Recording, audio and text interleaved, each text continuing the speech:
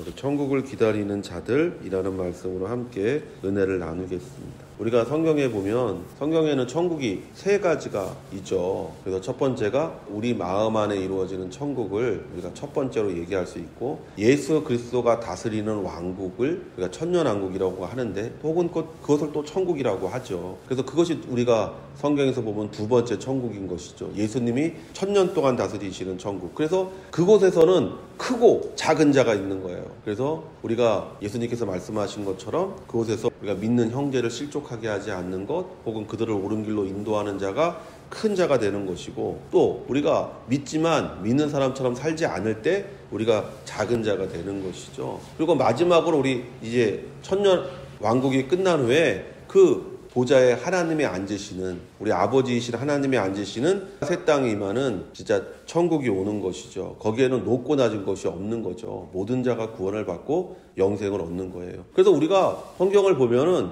그것이 이렇게 섞여져 있기 때문에 여러분이 읽을 때 이것이 어떤 천국을 얘기하는 것인지를 주의 깊게 생각하면서 읽어야 되는 것이죠. 예수님께서 얘기하실 때는 천년 왕국에 관련된 얘기를 하고 계세요. 그러니까 거기에는 높고 낮음이 있는 것이고, 거기에는 공로와 또 수고에 대한 대가를 받는 것이 있는 것이죠. 그러나 여러분이 또 어떤 곳에서는 믿는 자는 구원받는다라는 말을 듣잖아요. 우리가 요한복음 3장 16절에 보면 하나님이 세상을 이처럼 사랑하사 독생자를 주셨으니 이는 저를 믿는 자마다 멸망치 않고 영생을 얻게 하려 하심이라. 그 영생이란 단어가 우리가 생각할 때 영원히 사는 것만을 의미하는 것이 아니에요. 그것은 조회라고 하는, 그 헬라어 원어로는 조회라고 하는데, 그 조회라는 뜻이 뭐냐면 큰 기쁨, 내 안에 있는, 그러니까 영과 혼과 육이 다 잘 되는 것을 우리가 그 영생이라는 그 한마디 단어에 함축하고 있는 거잖아요.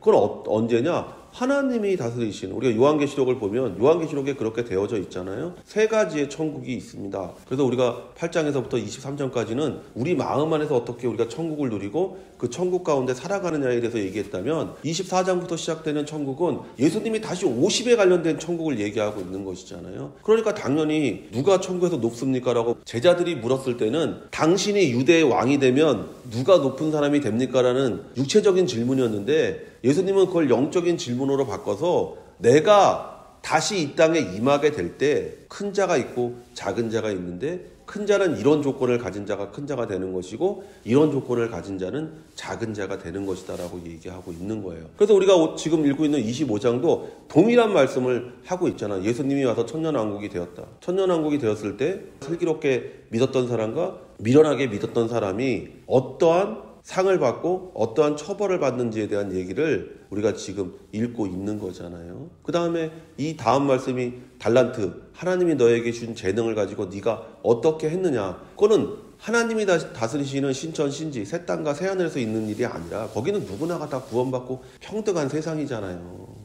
하늘에서도 등급이 있고 하늘에서도 신분이 있다고 생각하면 그런 세상, 그게 어떻게 천국일 수가 있겠어요? 그 천국이 아니죠. 그거는 모두가 다 평등한 세상, 에덴에서 살았던 것처럼. 에덴에서 높고 낮은 게 없잖아요. 아내와 남편이 높낮이를 얘기하는 게 아니잖아요. 그러나 예수님이 다스리시는 천년왕국에서는 면류관이 있기도 하고, 또 높은 자가 있기도 하고 낮은 자가 있기도 하고, 때로는 벌을 받는 자들도 있고, 때로는 뭐 바깥 어두운 데서 일을 가는 사람도 있다라고 성경이, 예수님께서 우리에게 얘기하시는 것을 보게 되는 거잖아요. 그래서 우리는 지금 예수님이 다스리시는 천년왕국에 관련된 지금 말씀을 하고 있습니다.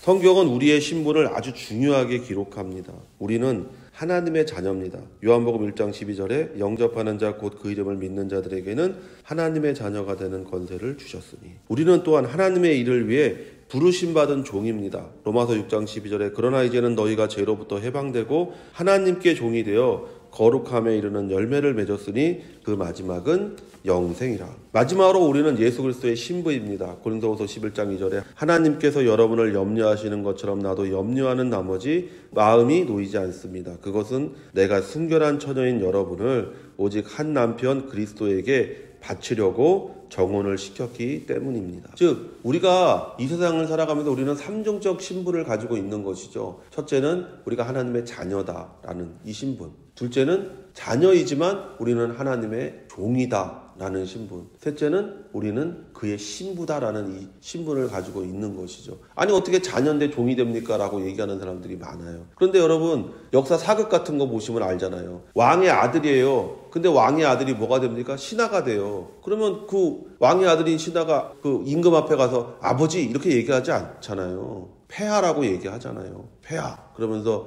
얘기하면서 자기를 그 왕의 종이라고 얘기하는 것처럼 그런 신분과 똑같은 것이죠. 우리는 하나님의 자녀이지만 또 하나님의 일을 맡은 사람으로서의 종의 역할도 하는 거예요. 그러나 우리의 최종 신분은 뭐냐? 우리 주 예수 그리스도의 신부다라고 얘기하고 있는 것을 우리가 보게 되는 것이죠. 예수님의 재림은 바로 우리 믿는 자와 혼인하기 위해 오는 것이다라고 얘기하고 있는 거예요. 그때의 천국은 마치 등을 들고 신랑을 맞으러 나간 열처녀와 같다 하리니. 이스라엘의 결혼에는요 정혼과 결혼 두 가정이 있습니다. 신랑이 신부를 맞아들이기 위해서는 정혼하기 위해 한 번, 결혼하기 위해 한 번, 총 2번을 신부 집으로 와야 되는 거예요. 처음에 신랑은 정혼을 하기 위해 반드시 지참금을 가지고 신부가 될 처녀의 집에 가서 부모와 결혼 계약을 맺고 지참금을 주고 신부를 사야 돼요. 정혼을 하면 법적으로는 남편과 아내가 되지만 육체적으로는 하나가 되는 것은 신랑이 집을 마련하여 신부를 데리러 와서 결혼할 때 이루어집니다. 신부는 남자가 집을 장만하고 다시 올 때까지 정결을 지키며 신랑을 기다려야 되는 거예요. 그래서 우리가 마리아의 이야기를 보면 되잖아요. 마리아가 정혼했잖아요. 근데 갑자기 애가 생겼어요. 그러니까 요셉이 어떻게 합니까? 가만히 그걸 끊어내려고 하는 거예요. 이미 결혼한 사이예요. 우리는 정혼했다라는 것을 약혼한 거다. 결혼을 약속한 거라고 생각하지만 이스라엘에서는 그건 뭐냐면 이미 결혼한 거예요. 그러니까 예수님께서 이 땅에 오셔서 우리와 정혼하셨어요. 그래서 우리에게 뭘 줬냐? 자신의 생명을 내어주셨잖아요. 그래서 우리를 사신 거예요. 그러니까 우리는 예수님과 정혼한 사이죠. 우리가 해야 되는 건 뭐냐? 예수님이 다시 오시기를 기다리는 사람이 바로 우리라고 성경이 그래서 얘기하는 거예요. 요한복음 14장 2절에서 3절에 내 아버지 집에 거할 곳이 많도다. 그렇지 않으면 너희에게 일렀으리라. 내가 너희를 위하여 거처를 예비하러 가노니 가서 너희를 위하여 거처를 예비하면 내가 다시 와서 너희를 내게로 영접하여 나 있는 곳에 너희도 있게 하리라. 똑같은 말씀을 하시잖아요. 두 번째 진정한 결혼은 뭐냐? 신랑이 집을 마련한 다음에 가서 신부를 데리고 오는 거예요. 같이 거하고 그리고 그 집에서 결혼잔치를 그 집에서 하는 거예요. 그러니까 예수님께서 지금 하늘에서 우리를 위한 모든 처소를 예비하시고 예수님이 다시 오실 때 무엇을 위해 오냐? 혼인잔치를 하기 위해서 오는 거예요. 우리를 데려가서 이제 천국에서 혼인잔치를 하려고. 그래서 오늘 예수님께서 그 비유를 그대로 들어서 우리에게 얘기하는 것이죠. 천국은 그와 같은 거다. 예수님의 재림은 우리가 거할 처소가 이미 완벽하게 예비되었다는 것을 의미하는 거예요. 예수님이 우리를 부르사 우리가 예수님과 함께 천국에 이르러서 곳에서 혼인잔치를 벌이는 것이 예수님의 재림이다. 그래서 우리가 그 소망을 가지고 지금 기다리고 있는 것이죠. 근데 어떻게 기다려야 되냐? 정결한 처녀, 자신을 지키며 기다려야 된다라고 지금 얘기하고 있는 것이잖아요. 세상에 자신을 빼앗기면 안 돼요. 물질의 자신을 뺏기면 안 돼요. 이생의 자랑, 안목의 정욕에 우리가 뺏기면 안 돼요. 우리 자신을 항상 말씀에 집중하고 믿음을 가지고 사는 사람이 될 때 우리가 정결한 처녀로서 예수 그리스도를 기다리는 그와 같은 복된 인생이 된다라는 것이죠. 그 중에 5은 미련하고 5은 슬기 있는 자라. 신랑이신 예수 그리스도가 신부인 우리와 혼인하기 위해 이 땅에 다시 오실 때 슬기 있는 신부와 미련한 신부가 있다고 말하는 거예요. 여기서 우리가 보세요. 세상 모든 사람을 말하지 않습니다. 신부, 믿는 사람을 얘기하는 거예요. 성경은요. 믿지 않는 사람에 대해서 얘기하지 않아요. 성경은. 그래서 우리가 이 미련한 신부가 맨 나중에 보면 주여 주여라고 얘기하잖아요. 주여 주여라는 말이 뭡니까? 믿는다는 거잖아요. 바울이 우리에게 얘기했습니다. 성령이 아니고서는 누구도 예수를 주라고 할 수 없다고. 즉 이 사람들은 믿는 사람들이에요. 그런데 믿는데 어떻게 믿냐? 미련하게 믿는다라는 거예요. 미련한 것이 뭐냐라고 지금 우리가 그것을 얘기하는 것이죠. 미련한 자들은 등을 가지되 기름을 가지지 아니하고 슬기 있는 자들은 그릇에 기름을 담아 등과 함께 가져갔더니 신랑이 더디움으로 다 졸며 잘세. 이렇게 얘기하고. 미련한 사람과 슬기로운 사람의 차이가 뭐냐? 등에 기름을 준비했냐 하지 않았냐라는 것으로 얘기하고 있다라는 거예요. 두 사람들이 다 잤어요, 성도 여러분. 아니 뭐 슬기 있는 사람은 안 잔 게 아니에요. 안 좋은 게 아니에요. 슬기 있는 사람도 졸고 잤어요. 그런데 슬기 있는 사람은 졸며 자되 준비했다라는 거예요, 미리. 근데 미련한 사람들은 아무것도 준비하지 않고 그냥 잤다는 거예요. 미련한 사람과 슬기로운 사람을 준비라는 이 한마디로 얘기하고 있는 거예요. 예수 그리스도가 다시 오실 때에 우리가 준비되어져 있느냐, 준비되어져 있지 않느냐가 미련한 자와 슬기 있는 자를 나누는 기준이라는 거예요. 예수님의 재림을 준비한 사람은 슬기로운 사람입니다. 미련한 사람은 예수님의 재림을 준비하지 못한 사람입니다. 그들이 미련하게 된 것은 예수님이 자신이 원하는 시간에 오지 않았다는 거예요. 베드로후서 3장 8절에서 9절에 사랑하는 자들아 주께는 하루가 천년 같고 천년이 하루 같다는 이 한 가지를 잊지 말라. 주의 약속은 어떤 이들이 더디다고 생각하는 것 같이 더딘 것이 아니라 오직 주께서는 너희를 대하여 오래 참으사 아무도 멸망하지 아니하고 다 회개하게 이르기를 원하시느니라. 왜 미련했냐? 예수님이 더디 올 거라고 생각했다는 거예요. 그러니까 준비하지 않았다는 거예요. 언제든지 준비할 수 있다라고 생각하고 있었다라는 거예요. 우리가 준비할 수 있는 시간은 우리가 숨 쉬는 시간입니다. 우리가 살아있는 시간에 이걸 준비해야 돼요. 신랑이 더디 오므로 다 졸며 잘세. 슬기 있는 자든 미련한 자든 다 졸았다고 성경은 기록하고 있습니다. 그러나 그 둘 사이에 차이가 있었다는 거예요. 미련한 자들은 신랑을 맞이하기에 필요한 기름을 준비하고 있지 않았습니다. 밤중에 소리가 나되 보라 신랑이로다 맞으러 나오라 하매 이에 그 처녀들이 다 일어나 등을 준비할세. 예수님이 이 땅에 다시 오실 때 우리에게 요구하는 것이 있습니다. 첫째는 믿음이에요. 누가복음 18장 8절에 내가 너에게 이르노니 속히 그 원한을 풀어주시리라.